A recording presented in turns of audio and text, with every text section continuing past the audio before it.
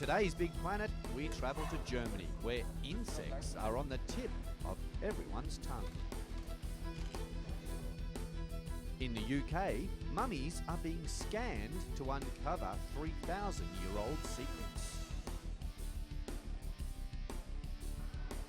And it's fun on the ice in Greenland for another round of the Arctic Games. All that and more coming up on the Big Planet.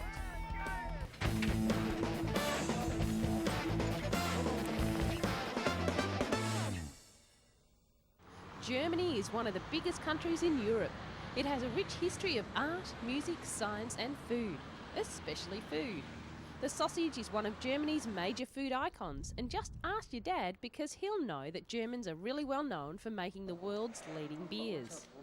Now there's something else creeping onto the plates of Germans, creeping, crawling and wriggling. Insects. I'm hungry. Do you feel like some grasshoppers? Maybe some maggots.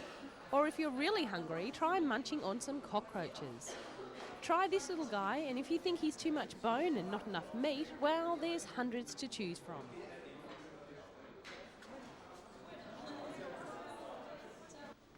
This restaurant in Berlin, the capital of Germany, has put these tasty bugs on the menu to give a new look to the way Germans feel about their food.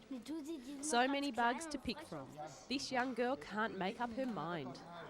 If cockroach pasta doesn't sound tempting, grasshopper and locust couscous or sautéed maggots on a bed of fresh green lettuce leaves are some of the other options now available at the Soda restaurant. Chef Lars Schubel said he was bored with German food and thought that offering insects on the menu would be a great idea. You see a lot of it on holiday, insects being fried at the side of the road in Thailand, for example. So you do hear they can be eaten.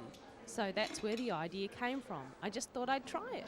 But I wanted to make the dishes a bit more European and proper dishes, not sell them as a snack but as proper food, he said.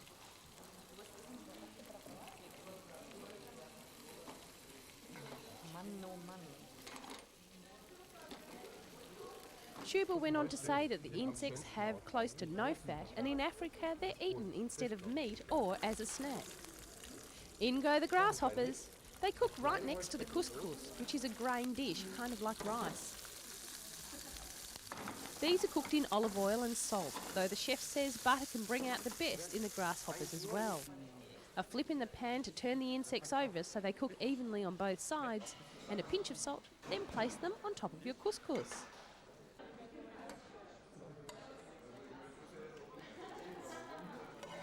How nice does that look? I feel hungry just thinking about it. Schubel brings the plate over to the hungry customer. The smell of freshly cooked grasshoppers fill the air. A little hesitant at first, then mouth wide open, and in one goes. Romana Rotter, the young woman crunching on one of the bugs after trying the grasshoppers, said that they tasted like nuts. She seemed to enjoy them a lot, giving her friends on the other table the old OK sign. Schubel said the restaurant bought a whole new set of ovens, frying pans and other kitchenware to cook the insects. The insects are bought live at the local market and are killed just before cooking. The owner of the Soda restaurant said Lars came and asked me what I thought of the idea, and like everyone else I went, eek. But after the staff and I had tried the food at a work party, we thought, yes, let's do it. And it's proven to be a fantastic idea. News crews from around Germany and many other parts of the world have come to film their insect dishes, not to mention people with brave taste buds walking in off the street to try a cockroach delicacy, or even a few maggots.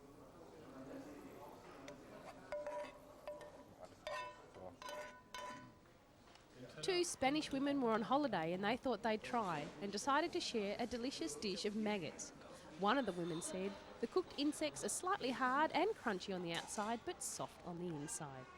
Her friend, who looked a little more sceptical, in the end also tried sauté worms and maggots on lettuce leaves. When you're nervous about something, like for instance eating insects, people say you have butterflies in your stomach. This gives the saying a whole new meaning. After a healthy meal of bugs, why not have some dessert? To finish your meal off, I recommend a lovely maggot tart.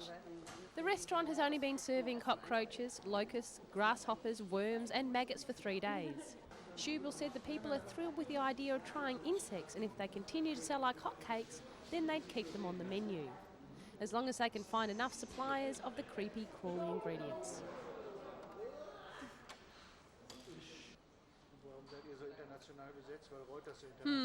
I think I'll stick with normal mince on my pasta.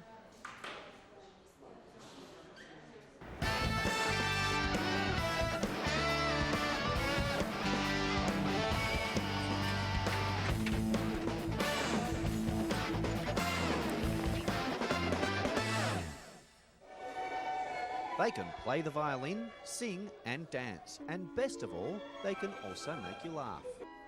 The world of puppets and their masters came to life here in Nairobi at Kenya's first ever International Puppet Festival. In short, the organisers have called this Edu-Puppets 2002. The festival's theme was creating awareness through puppetry. The fun started with a group of local health workers who called themselves CHAPS. This stands for Community Health Awareness Puppeteers. Clever name, isn't it? They believe that puppetry can do more than just entertain. Their puppet shows talk about many important things that concern the local kids and community. Health issues, social issues, like how to behave in the right way, are all part of the act. And the best thing is that as well as learning, you are entertained at the same time. A lot of the shows were held in the street for free. This particular one was done from behind the back of a car. That is what makes puppets so much fun. You can do a show anywhere, on stage, behind a car, on a school desk, and even on a toilet seat if you had nowhere else to go. Famous puppeteers came from all around the world to share their skills with the locals. It's very easy to The festival invited and organised them to make it a truly international event. They organised workshops which gave performers an opportunity to swap ideas and improve their own skills. Most of these puppets were handmade by their performers, and some of them took over a year to finish. Some puppets carry candles, others move and dance in front of movie screens. But there is no denying it, when the world's best puppeteers get together, it makes for a very creative and fun time. With people on the streets and people.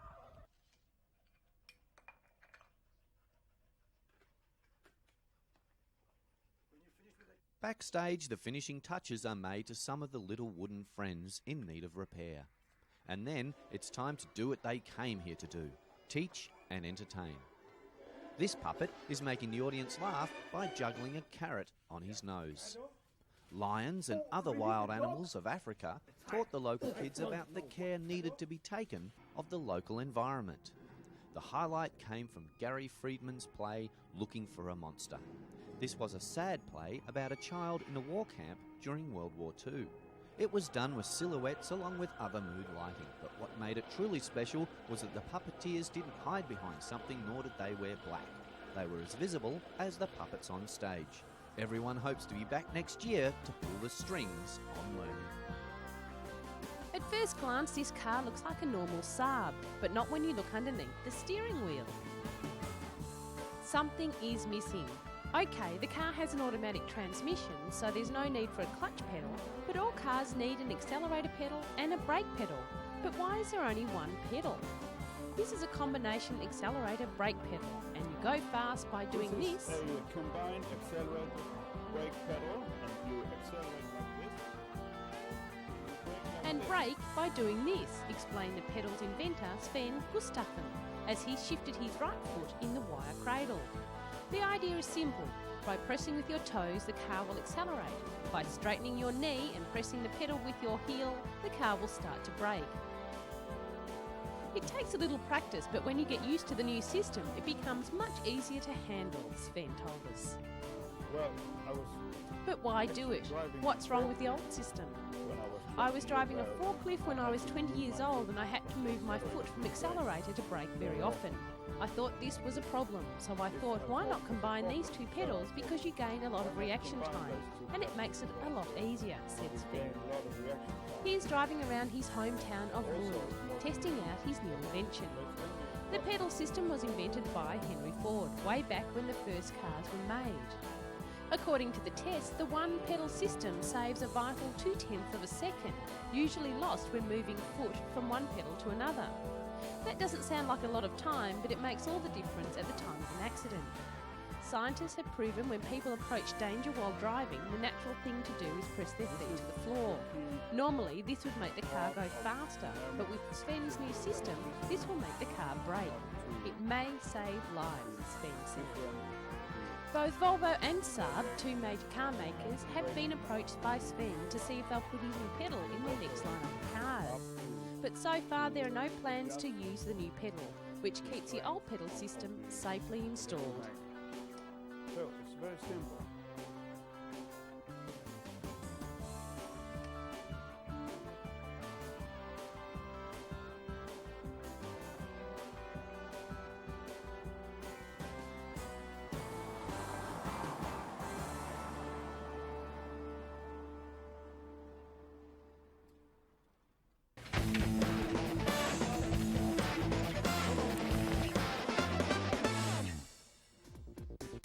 Meet a 3,000-year-old mummy. His name was Nesperenub, and in his day, he was a powerful ruler and high priest of Egypt. 3,000 years ago, Egypt was a large and powerful civilization, controlling much of Europe and many parts of Africa. In order to do this, they needed great leaders like Nesperenub. In the last 100 years, people called archaeologists or Egyptologists have been studying and learning about ancient Egyptians. They do this by digging out old ruins of tombs, houses, small pyramids and even bathhouses, which have been buried by sand over the last 2,000 years. Now they aren't looking for treasure as in gold, diamonds and jewellery, they're looking for these guys, mummies. Egyptians had a special way of taking care of their dead. They would mummify them, remove their organs like heart, brain, lungs and so on, and then wrap the rest of them up in cloth and bandages. This may sound a bit gross, however the method has managed to preserve the bodies for over 3,000 years. Normally, there would be nothing left but dust in the coffins. But there has been a problem in recent years with mummies like this one in the British Museum in London. Every time scientists go to unwrap the mummies to take a closer look, they fall to bits. This made it impossible to take a look at what lies beneath the bandages without doing damage to the mummy. This is where computers come in. 3D imaging and computer scanning has made it possible to see the skeleton of a mummy. It works like an X-ray. An X-ray can take photos of your bones through your skin. This scanner can take photos of the mummy through its wrappings. The photos are transformed into images on the computer, which brings the mummy almost back to life with the click of a button. This helps scientists in learning more about our past. It's also cool for us because they put the images up on screens in the museum so we can all take a closer look.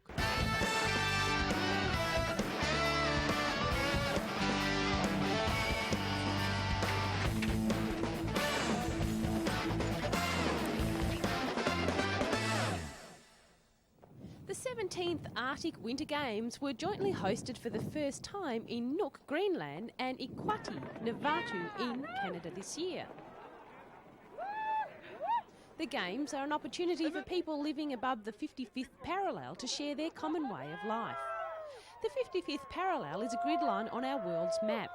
Check it out on an atlas in the library. To live above this line means to live close to the North Pole, which, as we know, is very cold. Just ask Santa. So, having the cold weather in common, people from these countries, or parts of these countries, come together to compete against each other in traditional and modern sports events. A total of 979 athletes from Greenland, Canada, Alaska and Russia came to compete. After the smallish opening ceremony with no big bands or fireworks, the games began.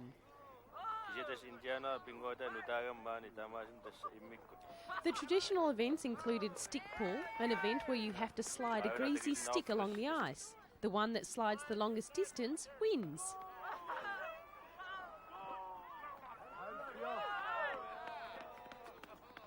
Now that's one big slide. Other traditional events include knee jump, which is a long jump but you have to take off from your knees, which is hard. Try jumping from your knees. Another is high kick, an event that sees athletes jump and kick an object above them. In the first games, that object was a stuffed Russian bear. Now they just use a small piece of wood hanging from string. Here in this game, the idea is to pull the rod from the other person's hand, like an arm wrestle with a rod. The modern sports include snowboarding and jumping, cross-country skiing and many other events you would likely see at any modern Winter Olympics. This is the high kick event. I think it would be easier to kick the stuffed bear. I don't think it will be a new inclusion in the modern Winter Olympics.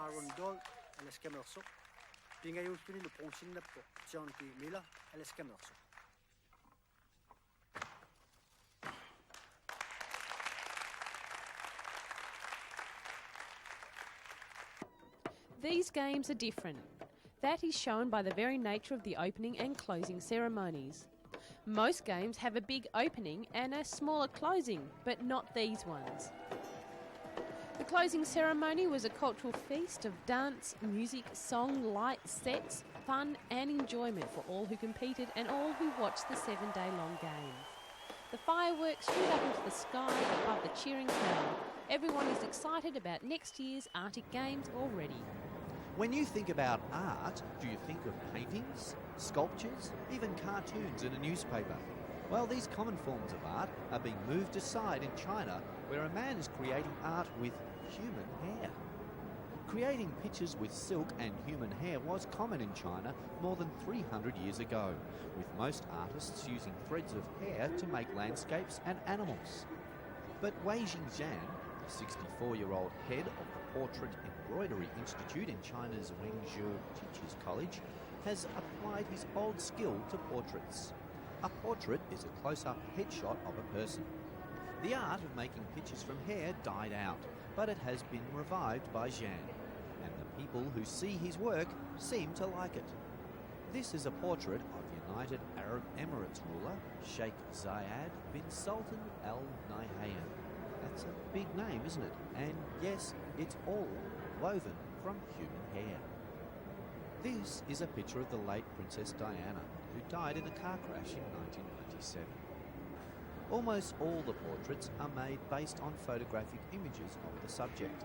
This means a photo is blown up to size, and it acts as a guide to Zhan as he weaves up a magical face out of hair. All of his works are of famous people, movie stars and rock stars. However, he has been given a job by a Chinese government official to make portraits of more politicians, so the hair art pictures can be given to them as official gifts. When Zhan finds the time, he still makes the old-fashioned landscapes and animal pictures that people like to come and see. And before the politicians' portraits are sent as gifts, they go up on display for the public to look at. A piece of pure silk and a needle and hair are Wei Jingjian's tools, and he painstakingly stitches the fragile strands into the material to create unique and fascinating art. He also sometimes uses coloured silk thread to give his pictures a brighter look. Zhan collects his hair from friends and relatives and not from hair salons as most people think. There is one picture that he does not give away or hang up for display. 10 years ago, he grew his own hair for 3 years, cut it off and made a portrait of his now late mother. This is my prized work and hangs in my private studio at home, Zhan said. The problem with this type of art is that people like to steal it. There have been many reports of bald men running off with the portraits, unplucking the hair and trying to stick it into their own head. Okay, that's not true, but this type of art is a very hairy business.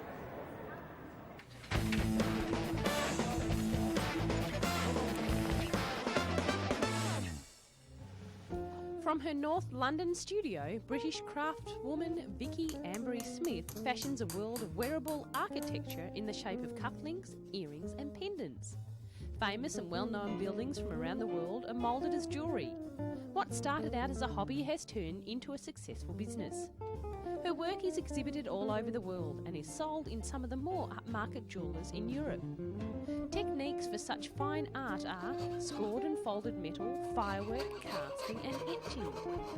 The finished job looks amazing. You can wear tiny houses and castles as a ring on your finger. Or perhaps a 15th century convent would go well as a keyring. Most of the jewellery has been made from metal, with some of her finest work stored in Queen Elizabeth's palace, made from silver and gold.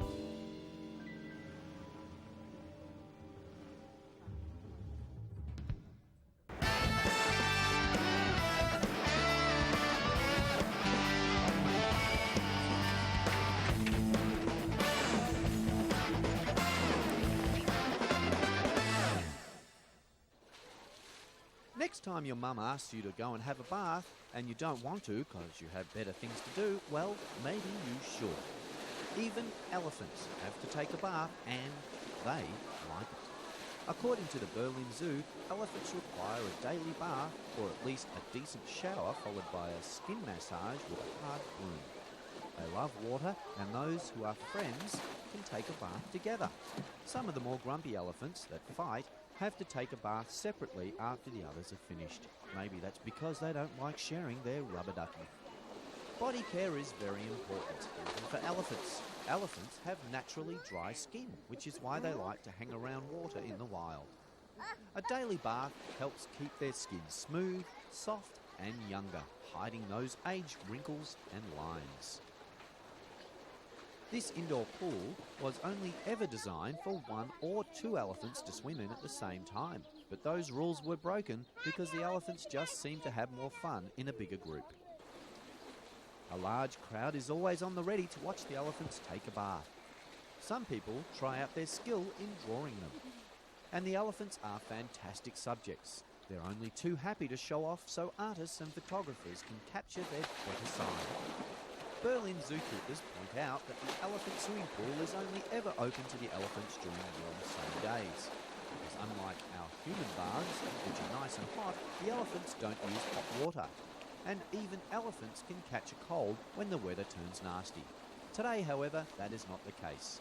The sun is out and there are no mice around to spoil the day. Instead, it's just fun and games in a beautiful bath-filled world for the young Dumbos. At the moment, it's double the fun, with a bath and a shower at the same time. Sadly, all good things must come to an end. Zookeepers come and tell these elephants that their time is up, and it's time for the grumpy ones to take their bath. I know, guys, the bath is fun, but if you hop out now, you can have another one tomorrow.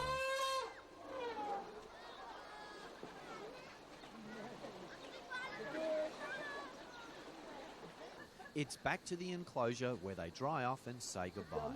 And so do we. Until next time on another adventure-filled The Big Planet.